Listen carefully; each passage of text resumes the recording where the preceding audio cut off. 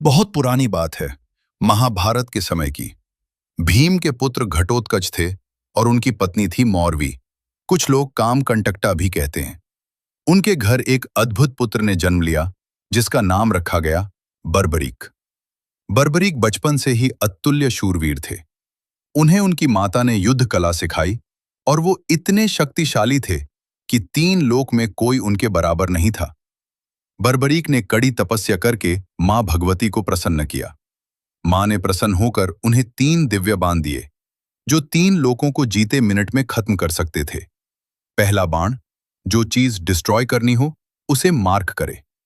दूसरा बाण, जो चीज बचनी हो उससे मार्क करे। तीसरा बाण, पहले 2 बाण का काम पूरा करे। सिर्फ 3 बाण और पूरा महाभारत का युद्ध खत्म कर सकते थे। बर्बरीक अकेले। जब महाभारत का युद्ध होने वाला था, बर्बरीक ने अपनी माता से वचन लिया था कि जो हारता हुआ पक्ष होगा, मैं उसी की तरफ से लाडूंगा। वो अपने नीले घोड़े पर सवार होकर कुरुक्षेत्र की तरफ चले। उनके पास 3 बाण और एक धनुष था। बस इतना काफी था। कुरुक्षेत्र के रास्ते में एक ब्राह्मण उनसे मिलने आया। वो असलियत में श्री कृष्ण थे, भेष बदल के। कृष्ण ने बर्बरीक से पूछा, वीर, तुम कहां जा रहे हो? युद्ध में तुम किसका साथ दोगे? बर्बरीक ने अपना वचन सुनाया, जो पक्ष हारेगा मैं उसी के साथ। कृष्ण समझ गए कि अगर बर्बरीक ने युद्ध में हिस्सा लिया तो पांडव हार जाते, क्योंकि पहले कौरव ज्यादा थे तो बर्बरीक पांडव की तरफ, फिर पांडव कमजोर होते तो बर्बरीक कौरव की तरफ, फिर कौरव कमजोर तो वापस पांडव की तरफ। इसका मतलब बर्बरीक अकेले ही दोनों पक्ष को खत्म कर देते, सिर्फ वो अकेले बचते। कृष्ण ने ब्राह्मण रूप में दान मांगा, बर्बरीक का शीश सर मांगा। बर्बरीक एक पल के लिए भी नहीं रुके। एक सच्चे दानवीर की तरह उन्होंने हंसते हुए कहा, ब्राह्मण देव, आप मांगे तो मैं अपना शीश भी दे सकता हूं।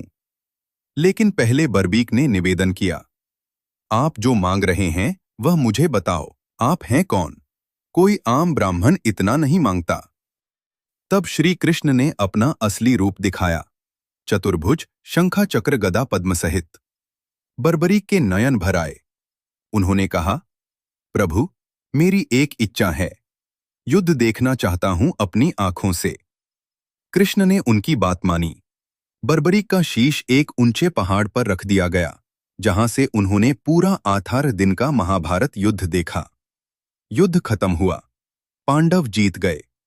फिर आपस में विवाद हुआ। इस युद्ध में सबसे बड़ा योद्धा कौन था? किसकी वजह से जीत मिली? सबने कहा, कृष्ण ने, अर्जुन ने, भीम ने। तब कृष्ण ने कहा, इसका जवाब सिर्फ एक ही दे सकता है, बर्बरीक का शीश, जो पूरे युद्ध का साक्षी रहा। शीश से पूछा गया। बर्बरीक ने कहा, मैंने पूरा युद्ध देखा। मुझे सिर्फ श्री कृष्ण का सुदर्शन चक्र दिखा। वही घूम रहा था, वही मार रहा था, वही बचा रहा था। विजय सिर्फ और सिर्फ श्री कृष्ण की थी। श्री कृष्ण बर्बरीक के इस त्याग और भक्ति से अति प्रसन्न हुए।